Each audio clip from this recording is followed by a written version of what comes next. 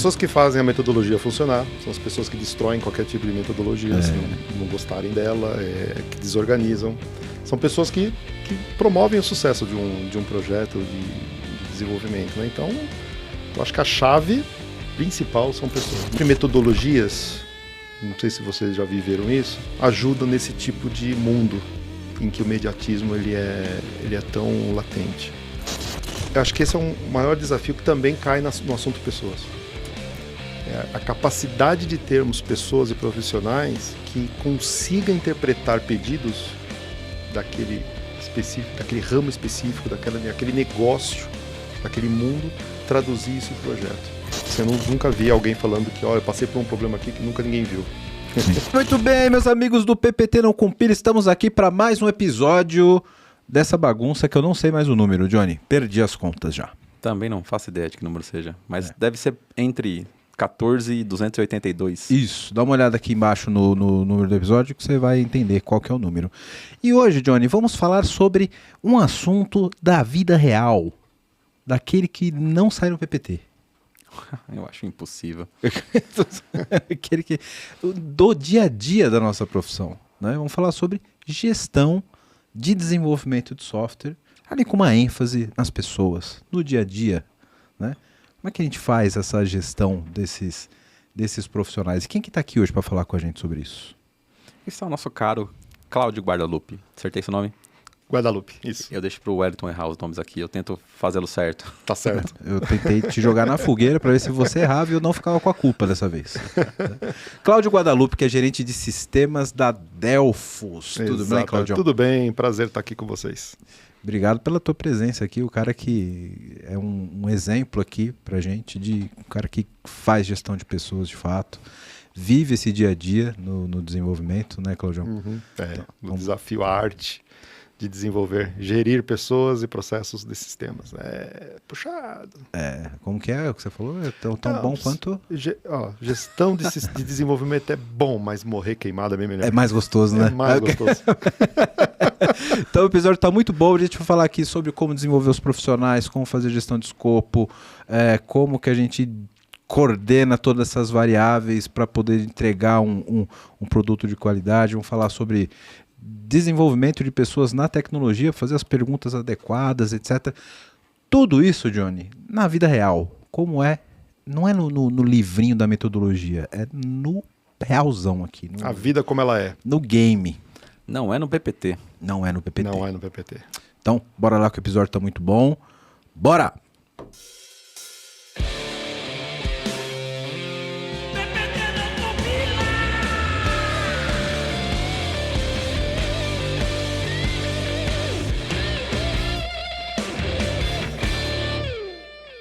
Não importa quantos episódios a gente fez nesse podcast, esse assunto ele sempre tem alguma coisa a ser dita, né, Johnny? É o tema que acho que, quando a gente fala em liderança, né, é o mais amplo, a base, né, vamos dizer assim. A gente tem sempre uma demanda muito grande sobre não só os processos e as metodologias, mas também da gestão de pessoas em relação a isso, né?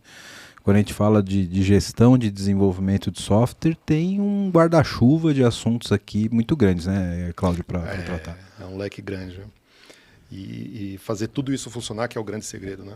Às vezes a metodologias de desenvolvimento vem, apoia, ajuda, tudo, mas eu costumo dizer que pessoas é o bichinho, é o que faz e o que dá problema. Exatamente. Né? É aquela pecinha. Porque são as pessoas que fazem a metodologia funcionar, são as pessoas que destroem qualquer tipo de metodologia, se não gostarem dela, que desorganizam.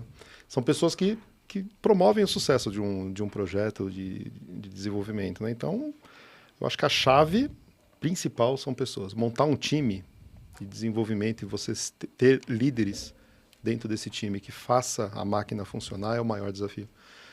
Claro que tem questão de custo, prazo, aquela coisa toda que a gente sabe, né? Que podemos até falar, mas pessoas, para mim, é a grande issue e o grande benefício que a gente tem também. Não fosse pelas pessoas, todo o processo funcionava. Exatamente. Exatamente. Acho que esse é o grande ponto, né? E aí pessoas no geral também, né? Porque a gente costuma, o problema é pessoas, não é só o time, né? Nosso de desenvolvimento do TI. Tem as pessoas do outro lado, né? Os clientes, as pessoas que demandam, enfim, pedem que... Você tem os detratores, né? Você tem os colaboradores, você tem, enfim, é um ecossistema gigante e baseado em pessoas. E aí a gente tem que lidar com todas essas variáveis, né? Como que eu lido com as pessoas, como que eu lido com o custo, como é que eu lido com o escopo, como é que eu lido com o cliente. Exato. E faço tudo isso funcionar em harmonia, né? Exato. Tudo isso tem que funcionar. São os Qs, né? É o quem, o quando, o que. Isso, exato. Né? O Exatamente. escopo, tudo isso é desafiador. O quanto. O quanto, que é, né? Quanto. O quanto também. Esse geralmente é o quezão, né? É o quezão. É o quezão. É o que pode destruir os outros Qs. Isso, exatamente, exatamente. Ó, temos pouca verba, diminui os outros Qs, né? Isso. E aí acho que eu queria já começar com a primeira pergunta, Claudião. Como é que a gente lida com isso no dia a dia, né? Porque eu percebo algum descompasso ali quando a gente fala de projetos de tecnologia, né? Entre o escopo, a vontade do cliente e o projeto de tecnologia em si, né? Então, às vezes, o cliente ele quer uma Ferrari, mas pode pagar um Uno, e o arquiteto quer fazer uma Lamborghini. E aí fica uma coisa... bicicleta. Que é uma bicicleta. E o PO quer fazer um MVP com uma bicicleta, geralmente. Né? Aquelas de circo, com uma roda só. Né? Isso, exatamente. Exatamente. E como é que vocês na Delphos hoje... Vocês trabalham com alguma metodologia específica? Como que é esse trabalho de levantamento de escopo? Queria entender um pouco mais do teu mundo. Ele não é tão exato. Tá? A gente não tem uma metodologia única que é aplicada em todos os projetos. Depende muito do projeto em si, para quem é o projeto e, óbvio, o quanto. No mundo que a gente vive, do ramo de seguros, o mundo ele é muito arrojado nisso. Eu costumo dizer que existem projetos que a gente tem tempo e tem a possibilidade de fazer algo como lançar um foguete, né? Quando a gente fala lançar um foguete, você tem que pensar bem, você tem que estruturar, você tem tempo, você tem gente. Ótimo, lindo, maravilhoso, metodologia X, Y, Z, você pode somar o que você quiser para dentro dessa gestão. Mas nem sempre é assim. É aquela coisa do semana que vem eu preciso de uma coisa nova, eu preciso lançar um produto no mercado novo, senão o concorrente entra. É aquele desafio do imediatismo e do preciso para ontem. E nem sempre metodologias, não sei se vocês já viveram isso, ajudam nesse tipo de mundo em que o imediatismo ele é tão latente. E isso é um grande desafio, né? Porque vamos dizer, essa bagunça do imediatismo elimina algumas metodologias de mercado que a gente vê por aí, mas essa própria bagunça se transforma numa metodologia. Ou seja, eu tenho que transformar algo, eu tenho que fazer algo. Os nossos eternos MVPs. Aí você passa pelo conceito do MVP, do que vamos fazer, da construção de um backlog, aí começa, né? O Hélito já trabalhou nos MVP de 3 anos, 4 anos. Tem uns MVP que eu conheci aí que está em produção até hoje. Não é? Tá lá o MVP. Pois é. Então, a gente depende muito do projeto. Então, tem projetos que a gente consegue se estruturar um pouquinho maior, a gente também usa um Scrum da vida, né? Consegue embarcar, depende muito do cliente.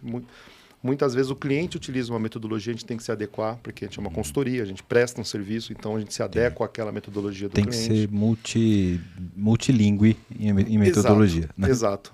E assim, não dá para a gente estabelecer uma metodologia achando que o cliente vai se adaptar a gente, porque a gente está falando de seguradoras, e seguradoras geralmente já têm a sua forma de trabalho, né? E a gente tem que se adaptar. Então, depende muito. A gente não tem vamos usar aqui metodologia X e sai tudo bonitinho. E tem projetos que vocês sabem que metodologia às vezes mais atrapalha do que ajuda. Sim.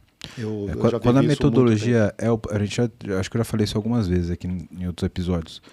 Quando a metodologia vira o objetivo, eu penso assim também. Aí já era, né? Porque aí o cara ele poderia ser mais ágil até, entregar mais rápido, mas o objetivo dele não é entregar o software, é fazer todos os rituais, é o Caxias de metodologia. Exatamente. Né? É o acadêmico, né? Aquela coisa acadêmica que tem que funcionar tudo como manda o livro, bacana, é bonito conceitualmente, mas, cara, eu preciso entregar. Semana que vem eu tenho que... Exato. Então... eu tenho que emitir uma pólice, semana que vem eu tenho que fazer não sei o quê, eu tenho que faturar não sei o quê. Então, os rituais às vezes não cabem. Né? Quase como se os processos, né, o sistema fosse um subproduto. Eu segui a metodologia vai escrevendo que uma hora sai um sistema. E aí dá aquela impressão de, cara, mas tá em produção, não tá funcionando, não é o que a gente queria. Não, mas eu segui todos os ritos do Scrum.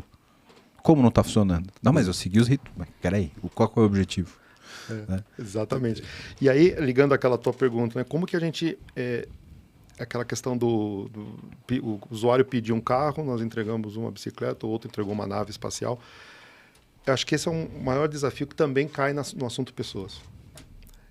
A capacidade de termos pessoas e profissionais que consigam interpretar pedidos daquele ramo específico, daquele negócio, daquele mundo, traduzir isso em projeto.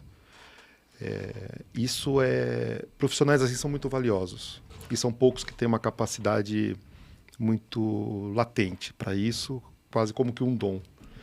Saber ouvir e saber interpretar. Saber fazer a pergunta certa. Fazer a pergunta certa. Entender a dor do cara, o desejo do cara, onde ele quer ir. Porque às vezes o próprio usuário não sabe dizer. Sim. Né? Um problema de comunicação já começa no próprio usuário não saber pedir o que ele quer. Às vezes ele está pedindo o que ele sempre fez. Isso. E o que ele sempre fez... E às vezes ele está ruim. pedindo o que ele acha que é a solução e não está te contando o problema. Exato. E isso é o mais comum, né? O cara fala, eu queria, sei lá, um copo de água. Mas pra que você quer um copo de água? Que tem um incêndio aqui atrás, eu queria apagar o incêndio. Na verdade, ele precisa de um extintor. Ele tá te pedindo um copo d'água. Exatamente. Entendeu? Então, às vezes, ele nem sabe o que ele precisa. Acho que esse é o maior problema de levantamento de escopo. Né? E aí, é a famosa dos nossos amigos do Tchan, né? Pau que não se torto nunca se endireita. Você começou errado, levantou errado, vai dar ruim em algum momento. Eu falo que às vezes a gente tem que fazer o melhor para o nosso usuário, às vezes, apesar dele. Exato. Confia em mim, que eu sei o que você quer. Não é bem vem na minha, vem com o pai. Vem com o pai, né?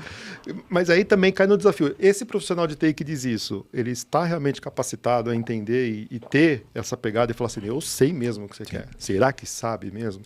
Aí cai no mundo das pessoas, né? Isso. E é um desafio. E aí entra muito naquela transformação que eu gosto muito de colocar a TI como protagonista de algumas coisas, né? Uhum. A gente tem dois grandes momentos aqui, né? No processo de desenvolvimento. Houve aquele momento que a TI era commodity, né? Então era tirador de pedido. TI, manda uma com borda de mussarela, agora manda uma com calabresa. E acho que a gente já vive um momento agora que o bom profissional de TI, especialmente os desenvolvedores e analistas desenvolvedores, é aquele cara que sabe do negócio e que vai discutir de igual para igual com o cara do negócio, falar, cara, é isso aqui que você precisa? Então a gente vai desenvolver desse jeito e vai te entregar isso. Exatamente. Né? Então o cara tem que participar da especificação e da modelagem do problema. Exato. Porque senão ele nunca vai ser o cara que o Johnny falou, que vai falar, cara, vem comigo que eu vou te mostrar o que você precisa. Eu sei o que você quer. Exatamente. E aí entra o cara que faz a pergunta certa, o cara que entende do negócio, que vai discutir o problema e não vai discutir aquilo que o cara acha que é a solução. Exatamente. Né? Na analogia que a gente fez, é o cara falar, não, cara, você está pegando fogo, aqui é circuito elétrico, você precisa desse extintor de incêndio, você não pode jogar água. Né? E também não pode ser qualquer extintor de incêndio, né? Isso. Senão você... Exatamente. Então, e aí você consegue discutir de igual para igual, né? E aí a gente tem esse momento desse novo profissional de tecnologia que acho que isso até as metodologias ágeis ajudou um pouco, né? De trazer o negócio para próximo da TI, né? Ajudou. E de fato isso ajudou.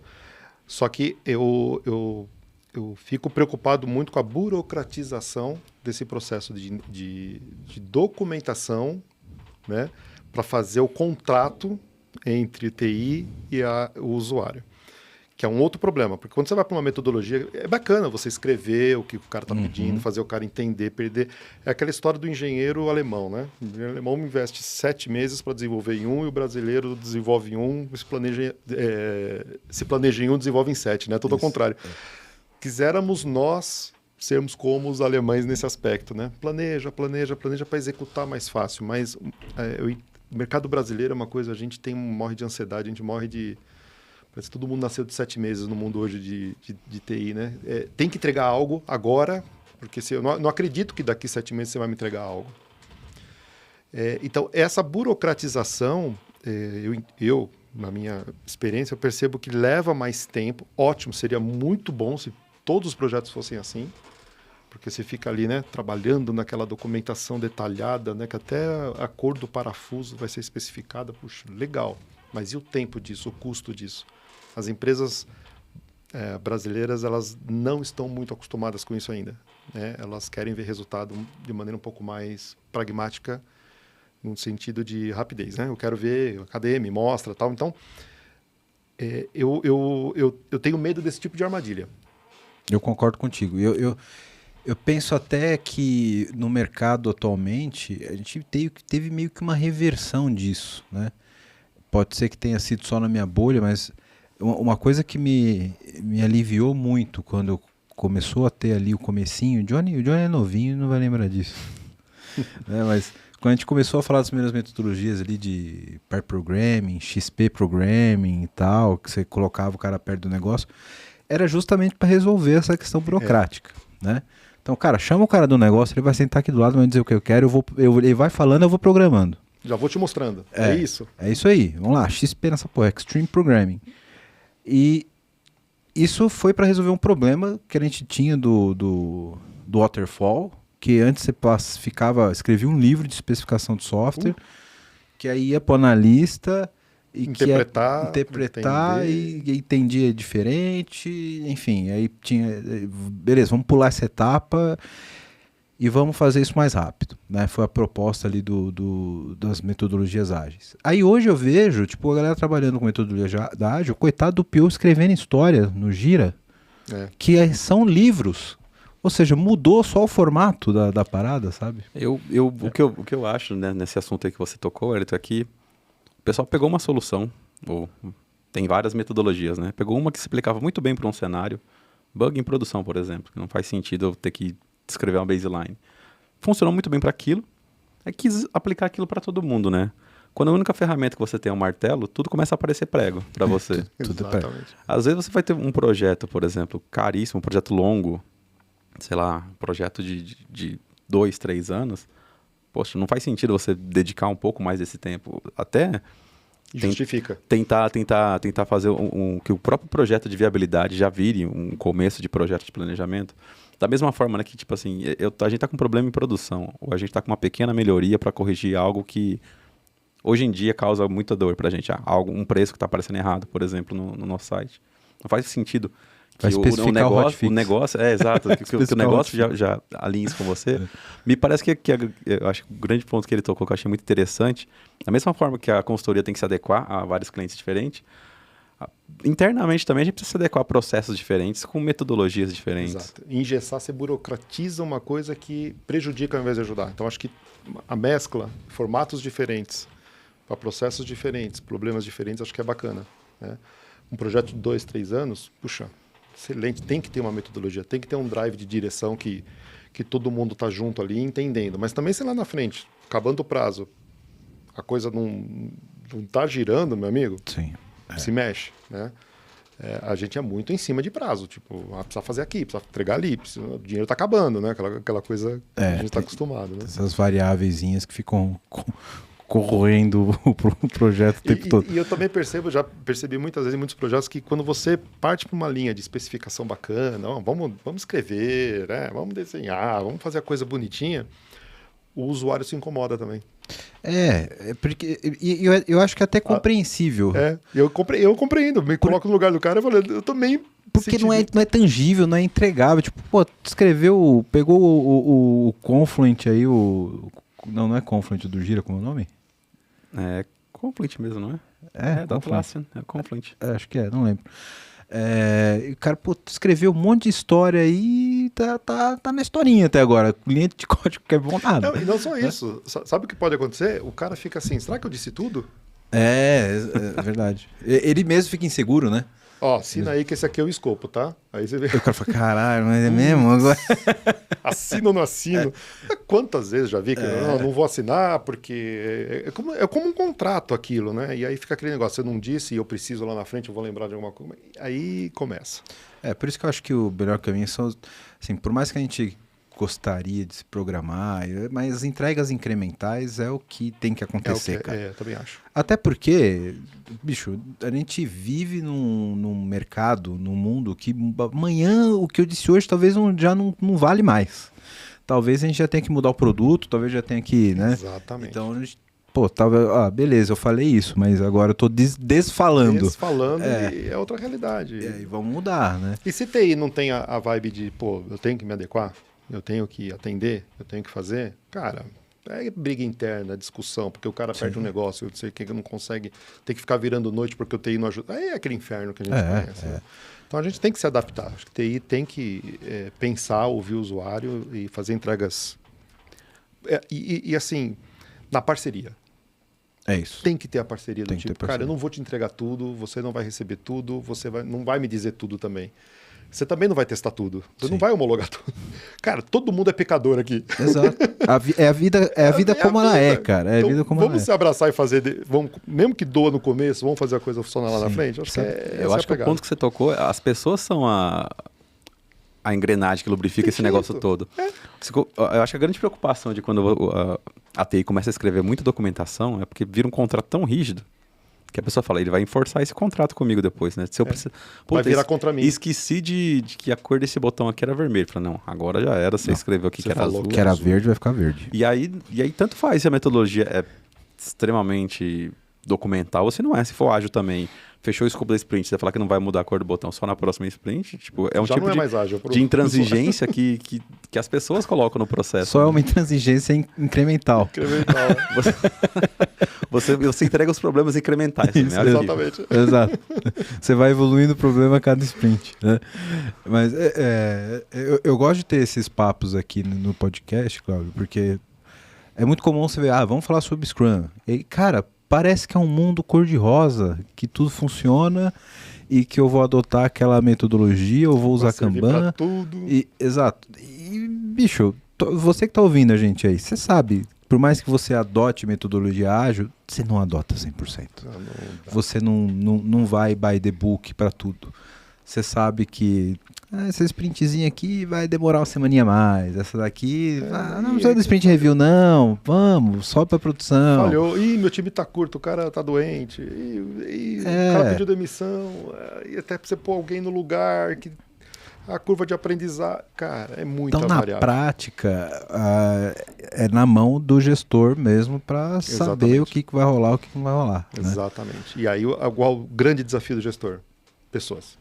É isso que é o ponto. Porque a solução para tudo isso... Também é pessoas. É pessoas. É essa mágica chamada humanos que precisa funcionar. Essa catraca que precisa girar direitinho. Exatamente. E nós, humanos, somos complexos. Imagina trabalhando com TI que é complexo. Né? N vezes N. N elevado a N. A escala é longa. É longa. Né? E aí o projeto, eu costumo dizer que o projeto ele tem 3 bases, né? Um amigo meu sempre fala isso, o Rogério. O projeto você tem 3 pilares, sempre. Né? Prazo, custo e qualidade. Desses 3 você tem que escolher 2, no mínimo. Né? Ou você quer um prazo curto, mas aí você vai ter que ter mais grana, né? Para ter mais qualidade. Qualidade, muita gente não abre mão, óbvio. Ninguém quer pegar uma porcaria no fim, né? Mas a qualidade mais o quê? Você quer gastar mais ou você dá mais tempo? Sim. Dos 3, escolhe 2. Porque se você escolher rápido e barato... Cara... alguma coisa aqui não vai sair como deveria, né? Então, alinhar tudo isso, mais a variável ser humano... Tá aí a complexidade de fazer a gestão de um desenvolvimento de um sistema. Mas aí eu acho interessante também que você tem outras relações nessas variáveis também, né? Porque nós vamos encher esse episódio aqui de frase feita dos anos 2000 da programação, né? Mas se uma mulher, né, não tem uma criança em 9 meses... 9 mulheres. Tem 9, não tem uma, né? Esse é o argumento clássico do dev... Porque o que dá... Como negócio. Que fala que precisa de prazo. Pro dev, eu acho que a coisa mais desesperadora que tem é que eu vou levar um mês para fazer isso aqui. cara fala, ó, eu não sei quantas pessoas você precisa envolver, quanto vai custar, eu quero que isso aqui fique pronto semana que vem. Aí você fala, mas... Paradoxo da grávida. Eu não consigo fazer Paradoxo da grávida. Não tem Se como. tiver 88 pessoas aqui, são 3 classes que eu preciso alterar. Como é que eu vou fazer isso? Às vezes você colocar uma pessoa já complica. Exato. Porque você tem que ensinar essa outra pessoa, o tempo que você estaria fazendo, você tem que ensinar outra pessoa. Então, assim, não é tão matemático assim, né? E tem outro teorema da gestão de projetos, que é a teoria da conservação da complexidade. Essa eu que criei. Olha só, porque tem uma de cinema que é da conservação do ninjutsu, né? Não sei. É que essa é baseada na conservação da energia. A energia, ela nunca se perde, ela sempre se transforma. A complexidade do projeto também. Então, não adianta você achar que, não, faz assim que é mais rápido. Ou não, entrega assim que... Cara, você não fez agora, você vai fazer depois em produção com hotfix. Se você não testar agora, você vai ter problemas depois. Tem como. O problema, ele não desaparece. A complexidade, ela não some do nada. Você só está tirando ela da fase de projeto para levar para operação depois de entregue, querido. Exatamente. Sem querer cuspir no prato que comeu, acho que a complexidade é diretamente proporcional à quantidade de arquitetos que se envolvem no projeto. Pode ser. Mas a qualidade, ela é diretamente proporcional. Sempre. Sim. Tentei salvar. Salvou. Senão o sindicato vai ligar aqui. Vão tirar o meu CREA. E aí eu acho que o desafio do líder passa por essa questão de saber mexer essas variáveis, né? Saber fazer uma leitura até antecipada de alguns problemas que se tem num projeto, que são comuns em todas as empresas. Não existe nada. Assim, eu nunca vi alguém falando que, eu passei por um problema aqui que nunca ninguém viu. Sim, A gente passa geralmente pelos mesmos problemas. E mais de uma vez. Mais de uma vez. Então, acho que a liderança, ela tem que ser aquela liderança que está junto com a galera, sabe? Que está entendendo do assunto, que está entendendo as dores dos dois lados, dos usuários e do seu time, que sabe defender o seu time, mas também sabe... Cobrar, né? Sabe dizer para o time, vocês precisam melhorar aqui, vamos melhorar ali, né? E tá junto, né? E para fazer gestão também de desenvolvimento, eu acho que o gestor tem que saber um pouquinho do babado também. Sem dúvida. Assim, gestor que nunca pôs a mão em código, para fazer gestão de desenvolvimento, eu acho que isso também é um perigo para os projetos. Quero falar com você agora que ainda não conhece a Clever. Clever é uma empresa que já tem mais de 3 milhões de usuários em 30 países com 30 idiomas diferentes, que tem trazido soluções em blockchain, criptomoedas e ativos digitais. O objetivo da Clever é te dar liberdade financeira para operar nesse mercado de cripto. Então, se você acredita nisso, se você acredita nessa liberdade, você já pensa como a Clever, vai conhecer os caras, é clever.io. Estão contratando também pessoal para trabalhar com cripto, com blockchain. Então, se você tem interesse, se você tem conhecimento nessa área, procura a Clever. Se você gosta de criptomoedas, se você opera no mercado, você precisa conhecer a Clever, precisa conhecer as soluções da Clever. Então, o endereço está aqui embaixo no vídeo. Para quem não está no YouTube, é clever.io. Vai lá, vai conhecer, que realmente é um mercado sensacional.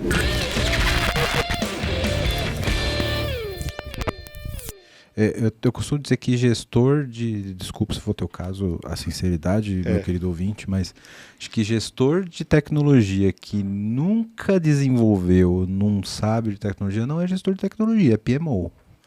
Boa. É outra coisa. Você pode até fazer isso muito bem. Boa. Né? Mas você não é um gestor de tecnologia, você é um PMO. Exatamente. O gestor de tecnologia é aquele que o cara, eu vou estourar o prazo, porque eu tenho que fazer isso aqui. Você senta do lado do cara, pensa numa solução para aquilo ser mais rápido. Aí você tem que saber do mínimo do produto do que está sendo desenvolvido. Exatamente. Né? Exatamente. Senão você é meramente um PMO. Porque é o cara que dá a base, né? O cara que dá a tranquilidade para o time também.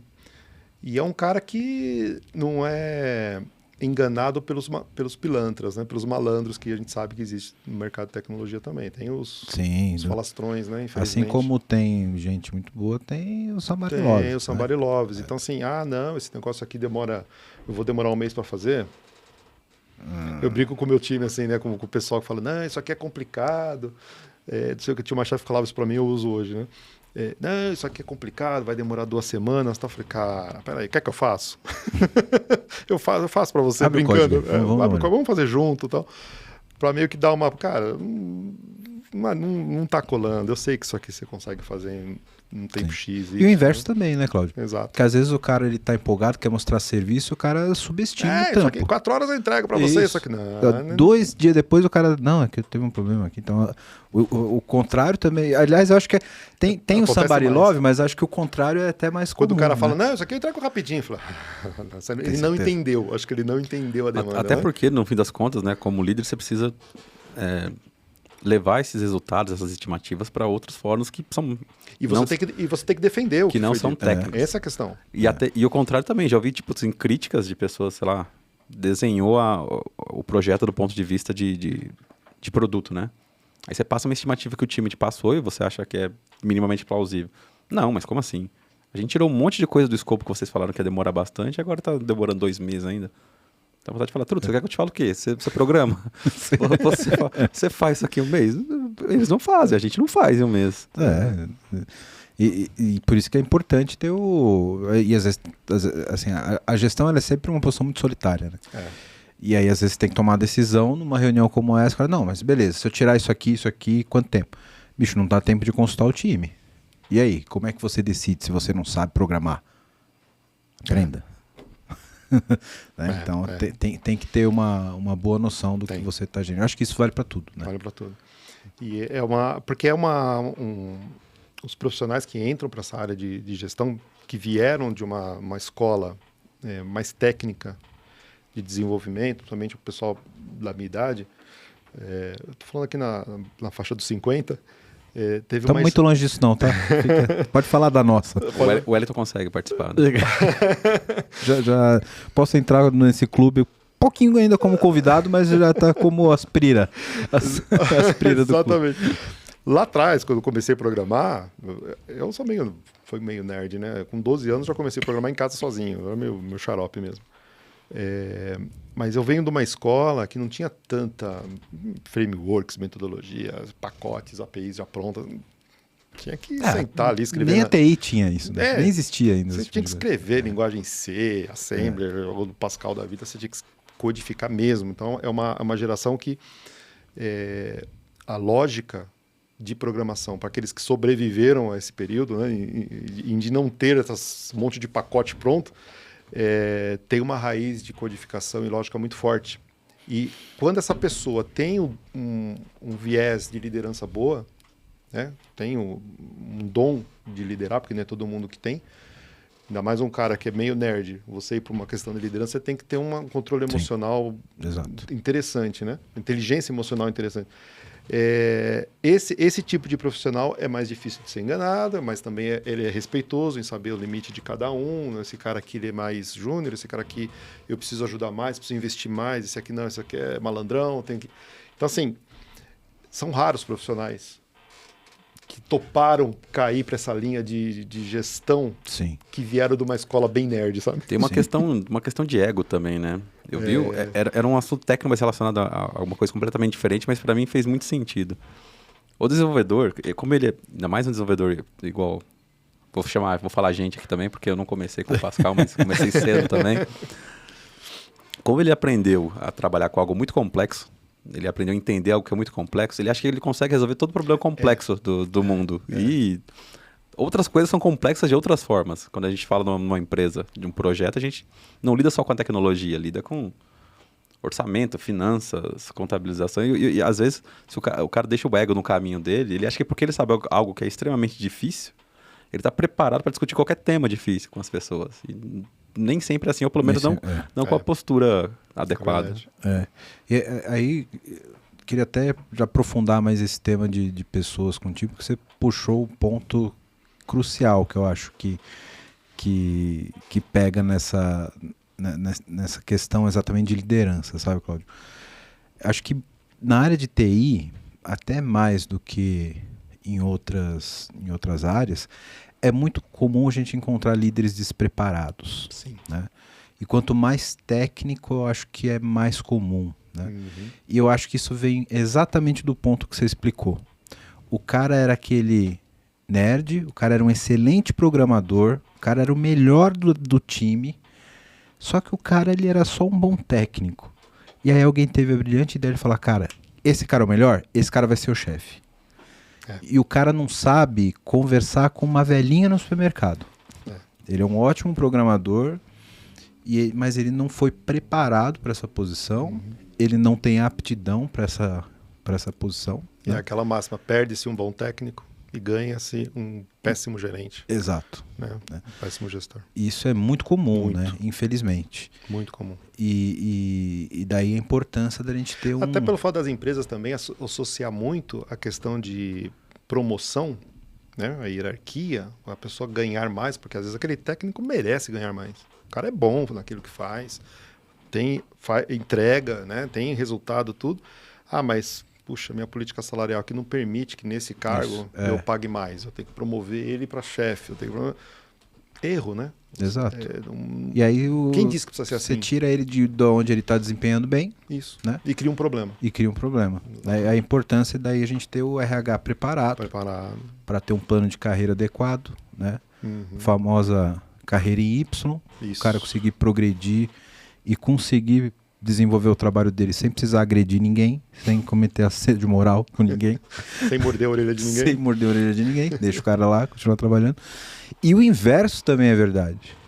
Que às vezes você tem o importante para ser chefe é o cara ser um bom líder. Aí você pega o pior programador que ninguém dá moral pro cara, só porque ele é um chavequeiro, ele vira o chefe. É outro erro. Né? É outro erro também. Outro erro. Eu acho que um bom líder, o próprio time reconhece quem é o líder.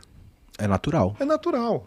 O bom líder, ele tem o dom de ser um líder. Ele não é aquele cara que quer ser chefe. Ele quer ser um líder. Ele é um líder. Sim. Às vezes num projeto... Aliás, não é incomum o chefe e o líder serem pessoas diferentes. Sim, verdade. Justamente para esse descasamento. Exatamente. Né? Eu já vejo situações em que tem pessoas que não têm o cargo de liderança, mas o desempenho dele dentro de um projeto, dentro de uma situação, é tão natural ele ajudar e fazer as coisas acontecer, as peças se encaixando na mão dele, que todo mundo já vê, esse cara aí põe na... E tem um outro perigo também isso, né? Tudo começa a desembocar pro cara.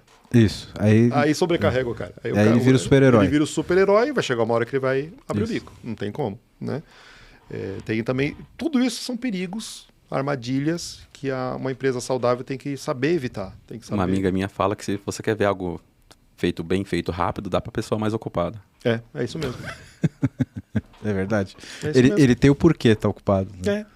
Porque todo mundo todo mundo sabe que ele resolve. Que ele resolve, né? Entendeu? E acaba sendo injusto depois com essa pessoa também, porque, poxa, né?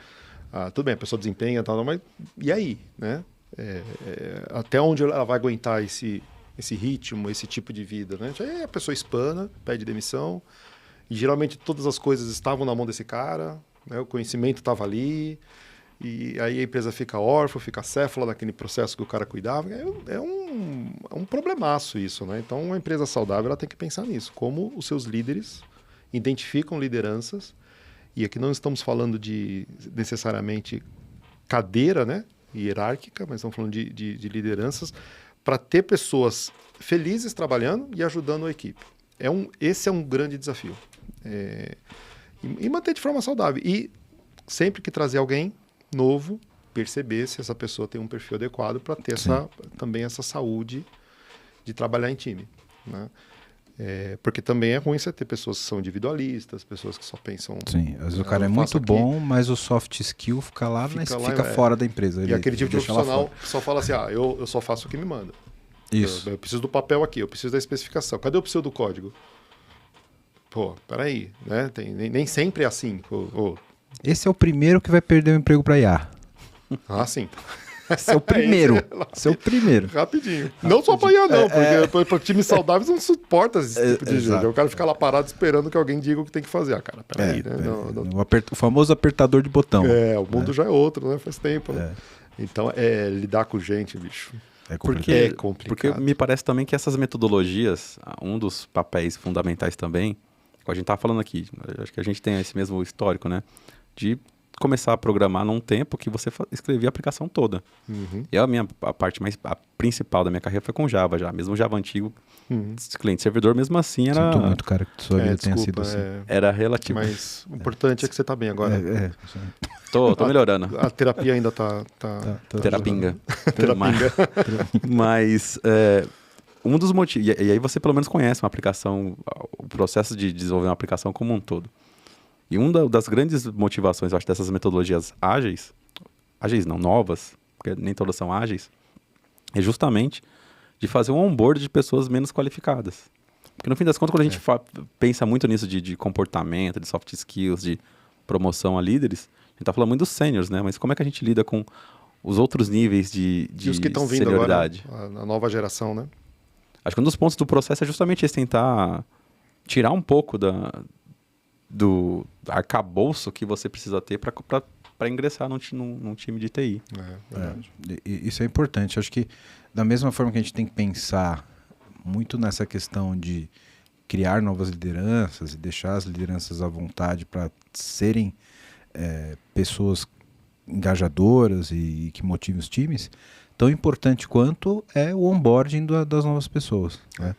Como deixar isso de fato transparente e que seja motivador, né? Porque é muito comum também você ver o cara perdido lá na reunião de Scrum, lá com 2 cardzinhos na mão assim, ó, sem saber o que vai fazer, né?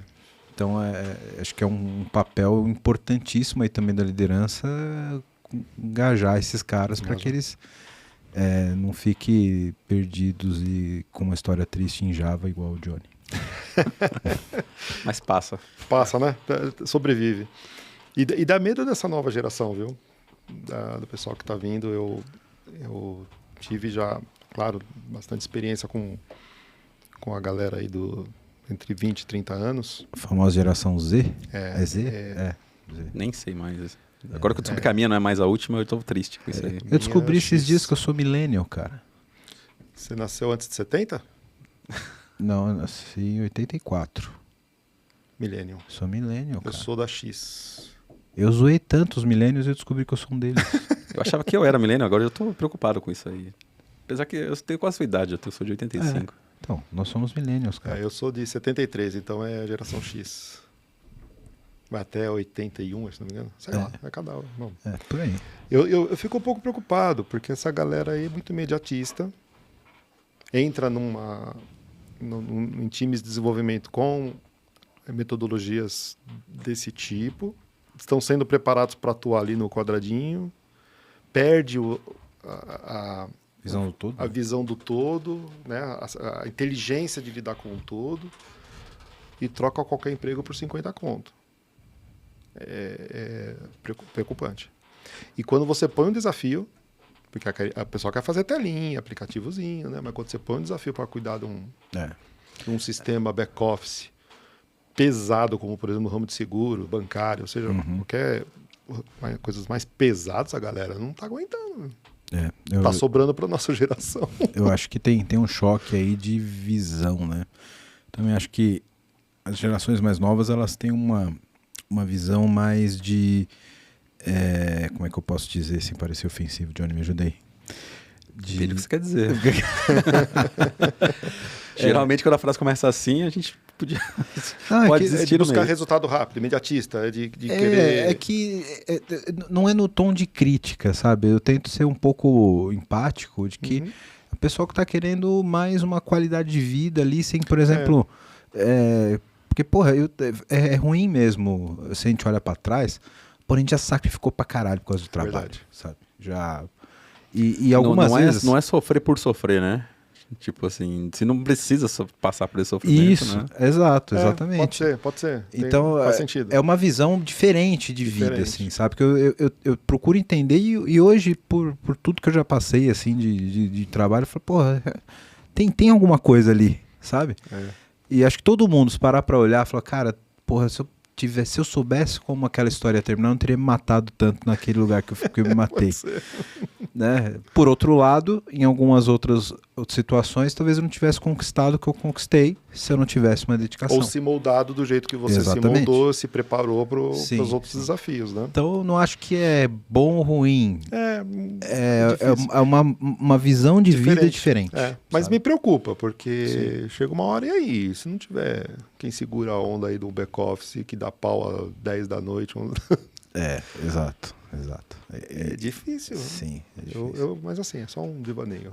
Eu fico um pouco preocupado com isso, mas raramente eu tenho tido experiência com jovens que seguram a onda, que queiram, né? Não que seguram, que queiram entrar nesse mundo mais, entre aspas, chato da tecnologia. Né? Você, jovem que está nos ouvindo, tem um mercado muito bom para você. manda o currículo pro Cláudio, prova para ele que ele está errado. Prova que eu... Está feito o desafio, manda o currículo pro Claudião. Eu contrato, se falar assim, olha, eu quero mexer na contabilidade, cara. Isso. Me dá Meu sonho é mexer na rotina contábil. É isso O aí. pessoal começar a marcar os dias de fechamento lá, que é o dia que não pode ter compromisso à noite. Pois é. Ou pelo menos tem que estar no A telefone. famosa linha crítica do mainframe. Nossa, mãe, já sofri com isso. Maravilha. Mas enfim, com todos esses desafios, eu costumo dizer que fazer gestão de desenvolvimento é legal, mas morrer queimado é bem melhor.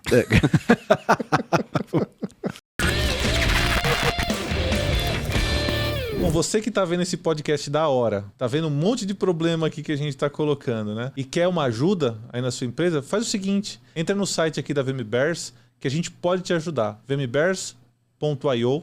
Nós somos uma empresa relacionada à arquitetura de soluções, a modernizações de aplicações. Também atuamos na frente de DevOps para ajudar vocês a serem extremamente ágeis. Então, dá uma olhada no nosso site, que vai estar aqui embaixo, vmbears.io. E lá você vai poder ver um pouquinho da nossa história, dos nossos profissionais. E aproveitando, se você for um profissional da área de tecnologia que está afim de trabalhar numa empresa legal, um monte de colega, gente boa e tecnologia de ponta, manda um e-mail para peoplecare@vmbears.io. Aí já. Agora eu quero meu show, velho.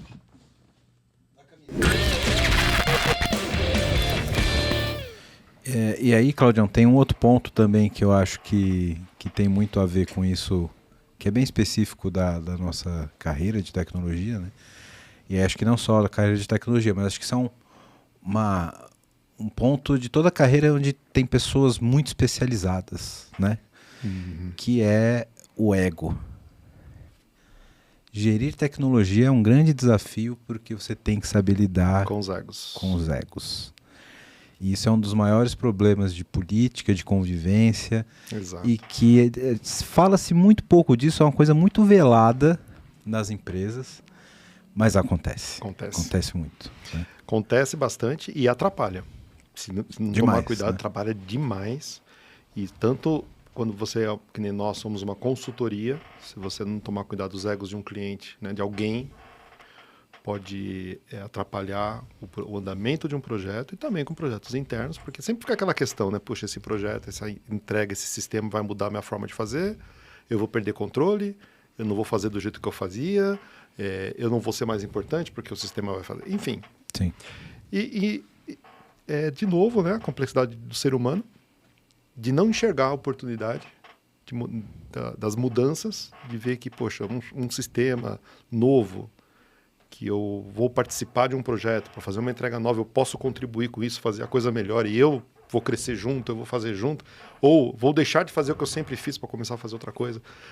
Tem tanta formas, né, de se olhar as oportunidades que se aparecem, principalmente no momento de desenvolver, participar do desenvolvimento de um projeto, e as pessoas perdem essa oportunidade por questão de ego. E aí é uma característica pessoal, né? Se a pessoa não tem uma inteligência emocional adequada para encarar uma mudança de um porte desse, ela não serve para a empresa. É um problema cultural. Cultural. Né? Problema cultural. Né? Eu acho que parte muito justamente das empresas não aceitarem esse tipo de comportamento. Exato. Porque uma vez que você aceita, isso pode ficar um problema recorrente. Exato. E virar um problema de relacionamento e prejudicar um produto, prejudicar a tomada de decisão, aí o cara não gosta da ideia porque a ideia não foi dele. Não foi dele, exatamente. Né? Não fui eu que disse que tem que ser assim, eu não especifiquei, nem pediram minha opinião. Se não pediram minha opinião, não vai ser assim. Porque como não pediram minha opinião? Viu? Exato, então é um problema, né? E aí isso vem muito no assunto de soft skill para TI, né? Isso não é só para liderança, né? Como Não, a gente aí falou. é pro time. Tem que ser para o time. Pro time. Hoje o profissional de TI que acha que vai ser só um bom técnico e não vai ter comunicação, não vai ter empatia, Trabalho não em vai equipe. trabalho em equipe, Não funciona. bicho, aquele cara que a gente até brincava no passado, né? De tranca ele na porta e passa Passa a comida comida por por baixo baixo, da porta, esse cara não tem espaço mais, Não né? tem, não dá. Teve até um tempo atrás, já um bom tempo atrás, eu estava numa empresa, na ADP, e a gente, nós iríamos iniciar um programa de estágio. Ia trazer lá, acho que 20 estagiários, não lembro, um número razoável. E fizemos um anúncio, né, e se inscreveram 1.000 jovens. Era uma loucura. E agora, né, para escolher dos 1.000, quem vai ficar? A gente aplicou foram vários processos, né, e um deles era o técnico. A gente chamava de 20 em 20 ou 30 em 30, fizemos várias turmas de período manhã e período tarde para fazer um teste. Eu e um outro analista sênior montamos uma pseudolinguagem e criamos 5 questões que eles tinham que resolver com essa pseudolinguagem. E a 1 era mais simplinha, a 5 complexa. 5 questões. Então a gente fez Qual foi a ideia? A gente deu um treinamento da pseudolinguagem, ensinamos a pseudolinguagem. Então, a primeira 2 horas foi aula e depois era o teste. E aí o teste tinha uma questão que era assim, eu não lembro agora de cabeça, mas era monte um algoritmo para fazer validação de data, para ver se a data informada pelo usuário ela é válida ou não. Uma coisa assim. E aí eu e esse outro analista sênior conseguimos montar um algoritmo com 3 ifs. Era uma lógica lá que a gente usou, maluca, com 3 ifs. Quando a gente dava a prova, a gente passava e falou, olha, nós estamos aqui para ajudar. Perguntem. Ou seja, não colocamos limitação na galera para não perguntar para os sêniors. Então isso já mostrou que a gente queria avaliar se ele, como estagiário, iria recorrer, quando necessário, à ajuda de pessoas do time mais sêniores. Primeiro ponto de avaliação. E lançamos no meio do teste, quando eles estavam lá escrevendo, né, fazendo lá os códigos, a gente falava assim, olha, a questão 5, eu e o fulano aqui, nós conseguimos montar um código com 3 ifs só. Porque ao invés de você perguntar if dia igual a 31, end mês igual a 1 e tal, a gente fez com 3 ifs para aguçar a curiosidade deles, ou de vir perguntar, ou de tentar escrever algo e vir perguntar, né? Ou de se sentir desafiado. E interessante que a maioria não conseguiu resolver, obviamente, jovens, estavam ainda estudando, não conseguiram resolver como a gente resolveu. Teve um ou outro que conseguiu. E tinha um rapazinho, você vê que ele era aquele nerd raiz, mas ele era desse tipo. E eu vou conseguir. Eu vou fazer. E ele ficou, deu um horário, assim, tipo, até 5 horas, tem que entregar. Ele ficou tentando. Mas não pediu ajuda. Não pediu ajuda. E a gente só de olho. Quando ele entregou a prova, já tinha até passado do horário, ele virou pra gente e falou assim, me mostra como que vocês resolveram com 3 ifs. Uma forma bem, assim... Petulante. Aí eu peguei... Ou assertiva, se você for uma pessoa... assertiva. Se você quiser dar o ar da dúvida... Depende, se você... O benefício se for na empresa acima do teu cargo, é assertivo. Se for abaixo do teu cargo, você pode falar que é petulante. Aí eu escrevi o código pra ele na hora, ó. Assim. Ele olhou assim, mas ele nem tchau falou. Caramba, cara. Pegamos a prova dele, olhamos as outras questões. Perfeito. Códigos perfeitos. Parecia um sênior escrevendo. Caramba. E esse... Não trouxemos. Porra, mas também o cara ia ser um problema, né? Eu vou ter um excelente programador, mas um péssimo cara de equipe. Porque o cara se acha né? Sim. O ego dele foi inflamado de uma tal forma, como eu não consegui? Por outro lado, teve Deve aquelas estar outras... se chicoteando no quarto até hoje. Até hoje. Como que eu não pensei nessa lógica, né? E por outro lado, teve pessoas... Fez ADM, tá feliz. Não, se ele for um cara audacioso, ele deve estar na NASA essa hora lá. E teve outras pessoas que não tinham a lógica tão apurada, mas perguntavam. E quando a gente era chamado na mesa, a gente ajudava. Ó, faz assim, ó. Sabe o if que nós ensinamos lá, o comando C, né? Em português. Você já pensou em fazer assim, assim, assado? A gente ensinava. Como sênior. Afinal, o processo de seletivo de um estagiário é, primeiramente, se você vê que o cara tem capacidade de aprender. De aprender. Né? Então, aí a pessoa... tá. Mesmo que estivesse errado, mesmo que a solução... É a pessoa que vai pedir ajuda. E esse programa de estágio deu super certo.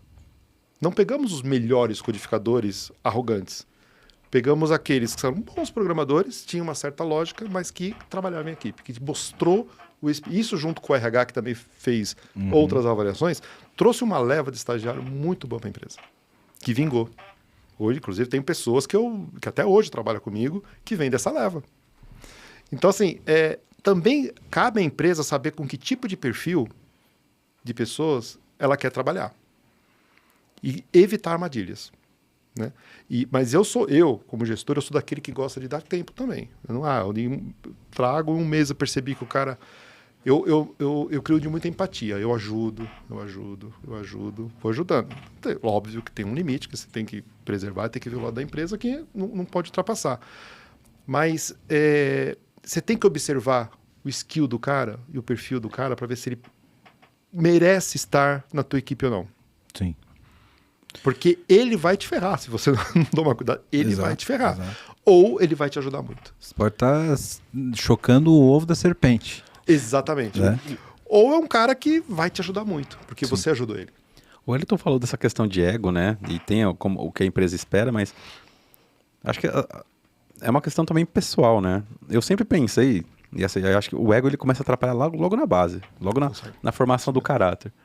Eu sempre penso que é o seguinte, acho que o primeiro ponto assim, que você precisa pensar, você precisa se conhecer, saber exatamente em que parte do espectro assim, de temperamento, vamos dizer, você está, em todas as suas nuances, né? E a partir daí ver onde você quer chegar. Por exemplo, da mesma forma que a pessoa às vezes tem um ego muito, muito forte, uma pessoa muito orgulhosa, e por algum motivo ela não consegue enxergar isso, ela não entende que aquilo está prejudicando a carreira dela, também tem o caso contrário, por exemplo. Eu, quando comecei a me formar, quando eu era só técnico, e até acho que por uma questão de ter começado relativamente tarde a me preocupar com essas coisas, eu não tinha tanta autoconfiança. Eu fazia um bom trabalho, mas eu me vendia por muito menos. E eu percebi que isso era um problema para mim. Então, e é uma questão da minha própria personalidade. Aí é uma questão que na empresa você precisa ter uma personalidade corporativa, vamos dizer assim.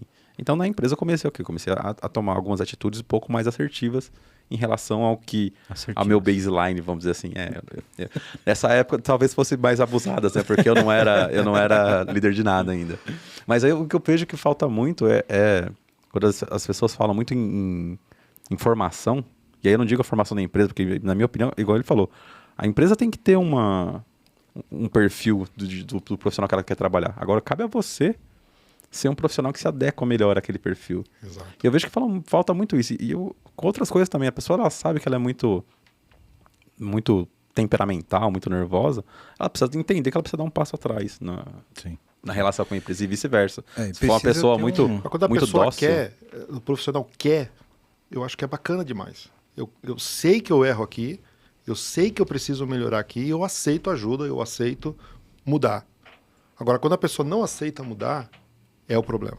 Aí o problema é a própria pessoa. É aquela pessoa que diz assim, eu sempre fui assim. E não quero mudar. Eu sou assim. é o meu jeito. É meu jeito. Não quero... Cara, É meu jeitinho de cavalo. meu jeitinho de... Isso é um problema, né? Mas aí o ponto que você colocou ele é muito bom, Johnny, porque aí entra a importância de uma cultura corporativa drivada pelo RH, né? Sempre. Porque a gente é muito bom em gerir software, feature, prazo, custo, etc. Mas os profissionais de TI em si, casos como o seu, Cláudio, de bons gestores de pessoas, são exceção. Né? Difícil.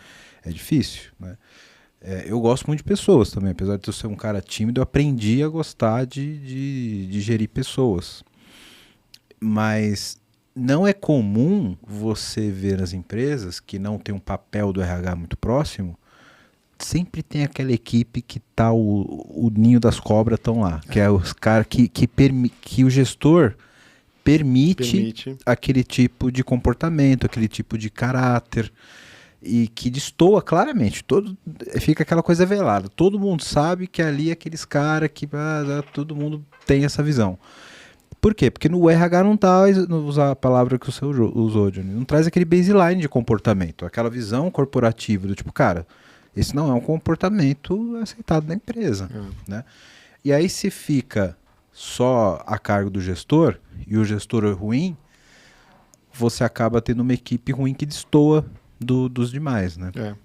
E o perigo, às vezes, o gestor não enxergar isso, e o RH ele pode ajudar nessa porque o gestor também é humano, né? Exato. Também erra, também não percebe, às vezes. Tem os seus defeitos também. E eu acho que o papel do RH é colocar o gestor com o pé no chão e falar, cara, você está errando aqui, você está errando ali, você tem que melhorar aqui. Ó, tem um comportamento ali que você não está enxergando. O RH você tem que ser um business partner do TI, né? Para ajudar na questão de pessoas. Porque é difícil no dia a dia, às vezes um gestor também está envolvido com o projeto, com diversas coisas, nem sempre ele consegue enxergar tudo o que está acontecendo. Também acontece, né? Principalmente em equipes grandes, né? Em equipes maiores.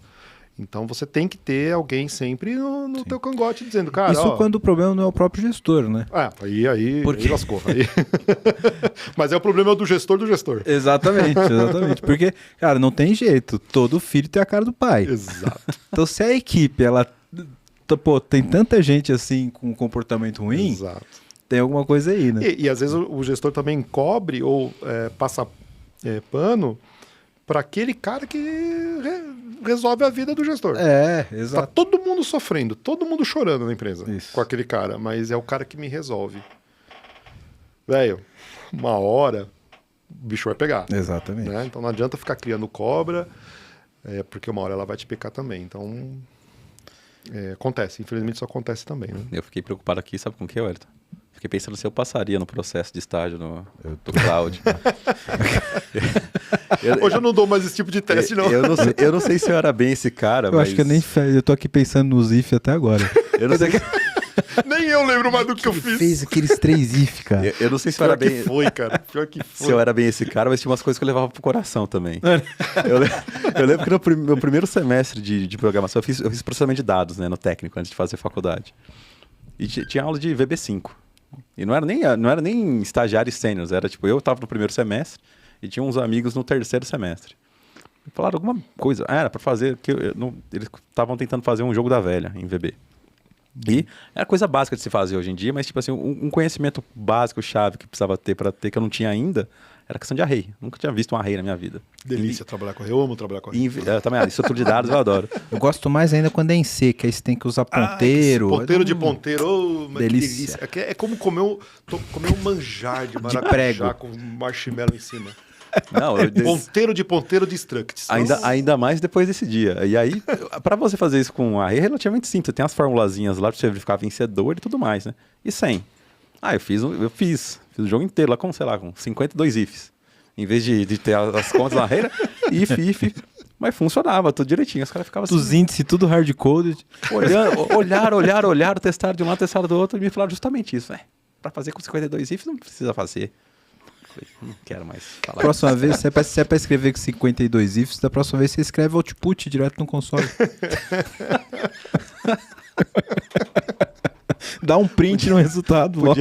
Podia ter sido, não, mas tinha era de componentezinho, vixe. Depois disso, pra você ver que eu não era exatamente o programador mais descolado do mundo, né? Se bem que na minha época era mais fácil. Você ouvisse um pagodão e não comesse catarro, já era mais descolado que a maior parte dos outros programadores.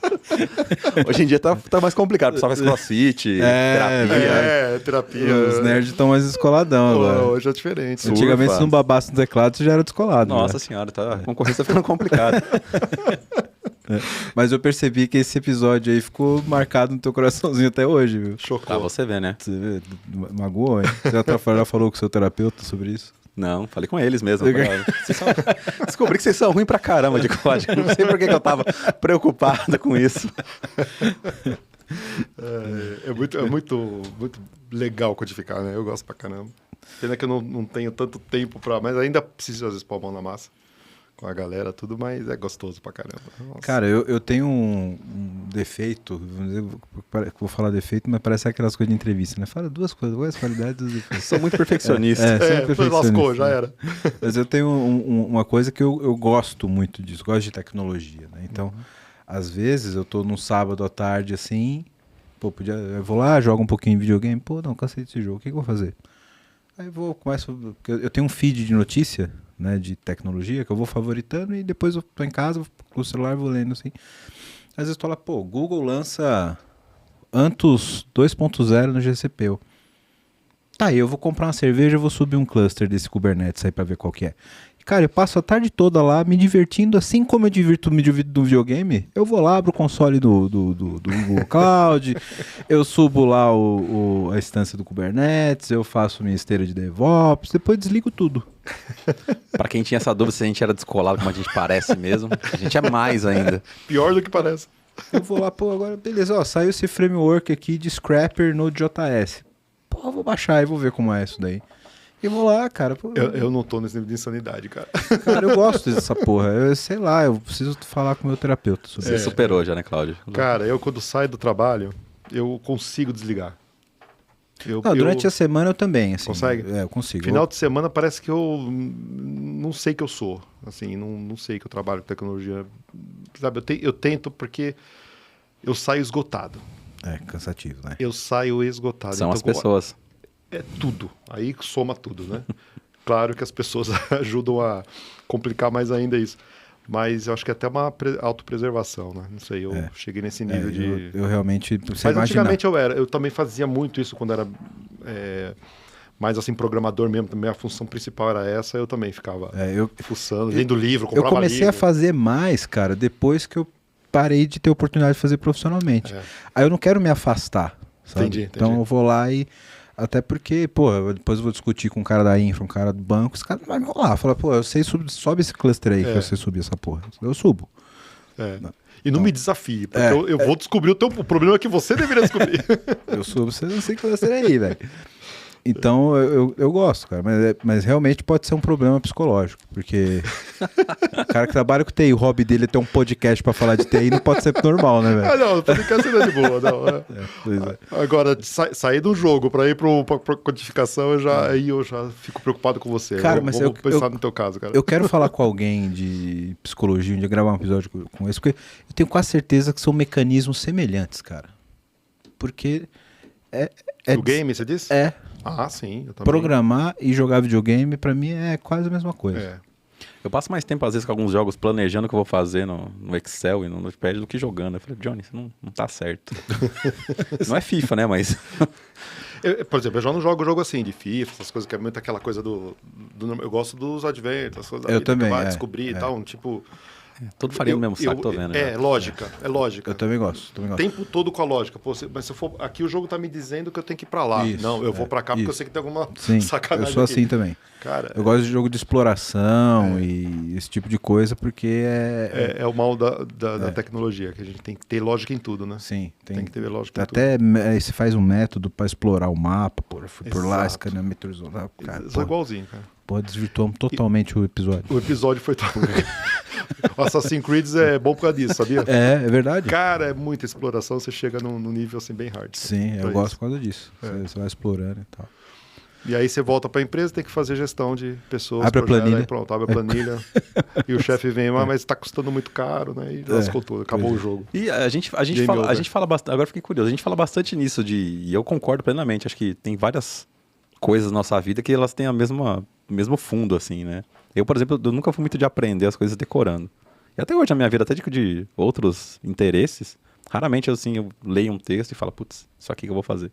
Tem que ir lá e bater a cabeça, testar umas 3, 4, 5 vezes. Também sou assim. E aí eu coloco aquele processo na cabeça. Inclusive, se eu não tiver esse processo na cabeça, eu fico descrente, vamos dizer assim, do processo.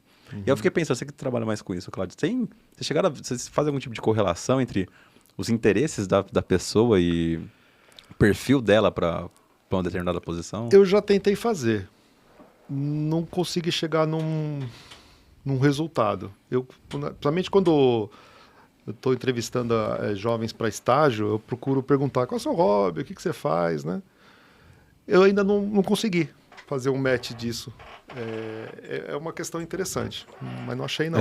Eu já tentei fazer, mas tive uma amostragem muito pequena. E aí quando a amostragem é pequena, tipo assim, você pegar vários currículos, sei lá, 10 currículos para ver hobby, é igual interesse no Tinder, sabe? A mesma coisa sempre. Eu gosto de viajar, música e show. O cara não quer se arriscar muito, tem sabe? a resposta padrão, não. Eu gosto de ficar estudando linguagem nova no final de semana. Não, tira esse cara daqui, pelo amor de Deus. Não. Daqui uns anos ele cria um podcast. Tira ele daqui. Não passaríamos, não. Não passaria. Não passaria. Agora eu tive certeza. Não, passaria sim.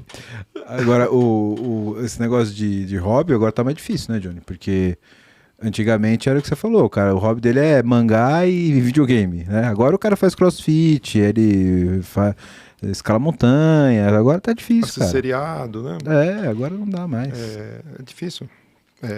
Agora o nerd tá muito descolado. É por isso que eu acho que não dá muito para ter essa correlação. Não sei. Eu nunca associei. Né? Você tem, tem caras que trabalham comigo que são muito bons, que o cara é extremamente viciado em futebol, porque gosta. Não joga, mas é o hobby do cara. Assim como tem cara que. Que futebol o quê? O cara gosta de lidar com cozinha. Cara, eu não consigo ainda achar uma correlação. E talvez nem tenha. Talvez não tenha. E como o Ayrton falou, acho que tem até menos hoje em dia. Tem menos. É menos nichada a nossa área. Então. Tá mais aberto. A tecnologia agora é pop. Pode ser. Festival de frases feitas esse episódio aqui. Esse episódio. Festival de clichês. Foi o ChatGPT que escreveu a pauta desse episódio. Pois é. Mas é um grande desafio, gente. Mas é legal quando a gente consegue entregar. Eu acho que a satisfação de dar resultado é bacana. É isso que me motiva a continuar na área de TI. Porque é claro, eu gosto muito de TI, senão não teria desistido, né? Ninguém vai ficar fazendo... a área mais masoquista anos, que tem. A gente reclama, fala que sofre. Vender coco na praia, aquelas historinhas bestas. Vai vender nada, cara. Você não vive sem, mas... Meu pai falava assim, você já viu alguém aposentar em TI? Na época que eu era jovem, ele não conhecia, porque também TI não era tão... Né, hoje a gente já vê gente se aposentando em TI, tudo bem, pode estar meio doidinho, coitado, tá meio acabadinho, mas... Vai gastar com terapia. Gasta com terapia, porque é uma área realmente muito puxada e é para poucos, aposentar em TI eu acho que é para poucos. Mas essa geração mais sêniores, acho que estão aguentando bem. Os times performáticos, pelo que eu converso e vejo nos clientes, comigo mesmo, é a galera mais sênior aí da faixa de 40 para cima. Sim, também acho. Que estão segurando a ponta. Aí, ainda nessa linha, aproveitar o tópico que a gente nunca pode deixar de discutir no PPT no Compila, já que você citou o nome dela aqui. Tentamos evitar ao máximo, mas chega uma hora no programa que... E como é que você está vendo, Cláudio, em relação a desenvolvimento de software, produtividade do desenvolvedor, etc., até na camada de gestão, esse advento da inteligência artificial, seja para produção de código, seja para gestão, como é que você está vendo? Está trabalhando já com alguma iniciativa? Não, ainda não. Eu acho que existem algumas coisas, algumas APIs, algumas funcionalidades que é bacana. A gente está começando agora uma iniciativa lá de olhar inteligência artificial, principalmente na Oracle, para fazer um OCR mais inteligente, porque a gente trabalha com...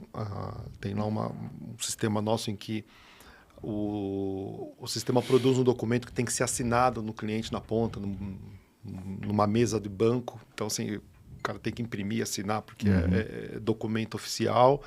Então, a gente quer que quando esse documento for escaneado e suba, a gente tenha certeza que é o documento que o sistema produziu e foi assinado. Então, a gente está trabalhando um pouco nesse aspecto. com um pouco mais de inteligência, mas eu ainda não estou vivendo muita aventura nesse mundo. Eu estou um pouco cético ainda. Eu não acho que a inteligência artificial ela é desprezível, ela não vai funcionar. Não, não é isso. No momento que a gente está, eu acho que a gente está muito ainda estudante, sabe? A gente está ainda no estágio... Algumas coisas ok, mas eu não vejo ainda, principalmente para negócios assim, muito críticos, como banco, segurador, coisa que mexe com muito dinheiro, eu fico sempre com um pezinho atrás, né? Mas eu sei que é importante, eu sei que é um caminho sem volta, vai ter, só não sei o quando. Eu não acho que é algo imediato, não. Porque é a evolução. Não adianta, a gente sabe que a inteligência artificial faz parte vai fazer cada vez mais parte da nossa vida. Mas eu ainda estou um pouquinho cético. Não tô, talvez até por falta de momento e de necessidade de usar. Pode ser. É curioso que a gente vê, como a gente conversa com muita gente de mercado, até por causa do podcast, né? Eu conheço muitas pessoas com a mesma visão tua, ainda meio que pagando para ver, vamos ver o que acontece. Tem gente já, cara, vai mudar o mundo e eu já tô querendo usar, não sei o que lá. Então, o mercado ainda está muito misto. Né? Assim como foi a criptomoeda quando apareceu. Isso aí, eu participei de convenções, congressos. Criptomoeda agora, então tem que ter tudo, tem que ter... Cara, passou uma avalanche de informação e o negócio existe, mas... Tudo estabiliza no momento certo, né? Então, eu acho que o mercado tem que entender onde, como e porquê, como usar essa tecnologia que veio para ficar, acho que é bacana, mas o como, né? Mexer com o dinheiro dos outros não é... É uma responsabilidade muito grande. No meu nicho, né, que eu trabalho, também trabalhei muito tempo com RH, com folha de pagamento, e que tem as suas complexidades também, tem as suas dificuldades, mas eu acho que seria um pouco mais fácil, né, de usar a inteligência artificial para fazer determinadas análises e conclusões do RH do que mexer com banco e seguros. Mas é uma visão assim muito inicial. Tá? Eu não tenho muita profundidade no tema, não. Cláudio, eu queria te fazer a última pergunta, e que, na verdade, não é uma pergunta, é uma dica que eu quero que você deixe para os nossos convidados, para os nossos ouvintes. Queria que você falasse um pouquinho da sua trajetória profissional, aí, como que você chegou a gerente de sistemas, como que você chegou a ser gerente de desenvolvimento, e queria que você desse uma dica para quem se espelha na tua carreira, no teu momento. Né? Alguém que, eu acho que eu tenho visão de ser líder, gosto dessa pegada de lidar com gente, de planejar o projeto, olhar o todo. Queria que você desse uma visão para essa pessoa. Legal. Mas não agora, porque esse trecho do Cláudio contando a história dele e dando esse feedback para vocês vai ficar aqui na timeline do YouTube, mas vai ficar exclusivo para membros do canal. Excelente. Então você que é membro do PPT Não Compila, pode vir aqui no feed, conferir, que essa dica é exclusiva para você que é membro, tá? Você que não é membro, cogite nos apoiar e divulgar o PPT Não Compila. Aliás, o PPT Não Compila foi uma sacada maravilhosa. Quando eu vi, eu falei, que legal. Aqui a gente fala da vida como ela é. Né? Acho que esse episódio ele ilustrou bem, viu, Cláudio? Exatamente. Não adianta vir com o PPT. Não adianta. Não, como é que a vida funciona? Né? Então, Cláudio, obrigado pela tua participação. Eu que agradeço. O privilégio estar aqui com vocês. Foi muito bom. Foi um papo leve legal. E sobre a vida real. Sobre a vida real. Mais precisando, é só chamar. Show de bola. Johnny, obrigado novamente, meu caro. Foi excelente. Pra quem acha que a gente só fala besteira bebendo cerveja... A gente fala besteira sóbrio também. Sóbrio também. É da nossa própria natureza. Exato. Na verdade, a cerveja ajuda a gente a falar menos besteira. Pode ser, a gente fica mais precavido. Fica mais precavido. Sempre um prazer, Wellington. Prazer, Cláudio. Prazer foi meu. Muito bom. Você que acompanhou a gente até agora aqui, muito obrigado pela audiência de vocês. Se você ainda não se inscreveu no canal, se você ainda não deixou o like, se você ainda não encaminhou esse episódio, você tem mais uma oportunidade agora. Vai lá. Muito bem, obrigado pela sua inscrição. Então, muito obrigado. Você pode ser membro do PPT, como eu já coloquei aqui para vocês, ver a dica do Cláudio aqui no nosso feed. Se você não pode contribuir, se você não pode ser um membro, você já contribui muito com a gente encaminhando, deixando seu like, divulgando esse conteúdo e participando da nossa comunidade, né, Johnny? É isso. Exato. Obrigado, galera. Até a próxima. Valeu!